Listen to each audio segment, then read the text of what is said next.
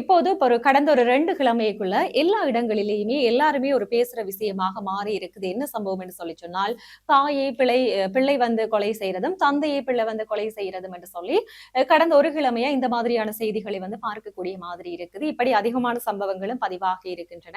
அதுவும் நாட்டினுடைய எல்லா இடங்களிலேயுமே இந்த செய்தி வந்து பரவலாக பேசப்பட்டு கொண்டுதான் இருக்கிறது. ஆனால் அநேகம் இப்படியான சம்பவங்கள் வந்து கொழும்பு, மலையக பகுதிகளில் தான் அதிகமாக நடக்கிறது. ஏனென்றால் ஒரு மகன் ஒருவர் தந்தையை இரும்பு கயிற்றால் வந்து இரும்பு கம்பியால் அடித்து கொலை செய்திருக்கிறார்.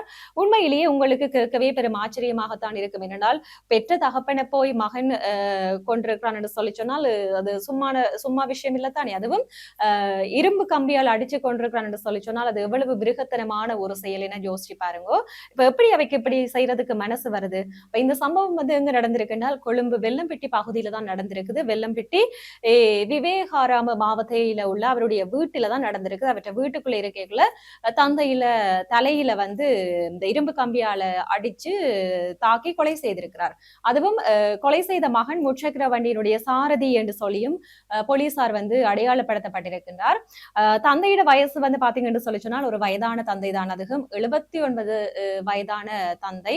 அதே மாதிரி இந்த கொலை செய்த மகனுக்கு வந்து 54 வயசு என்று சொல்லியும் போலீசாரின் விசாரணையின்படி தெரிய வந்திருக்குது.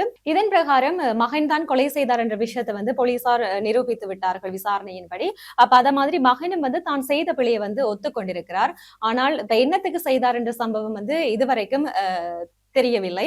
அப்ப குற்றவாளி இவர்தான் என்று தெரிஞ்சதுக்கு பிறகு இப்ப வந்து நீதிமன்றம் அந்த மகனுக்கு தக்க தண்டனையை விதித்திருக்கிறது. அதாவது சும்மா இல்ல மரண தண்டனையை விதித்து தீர்ப்பளித்திருக்கிறது.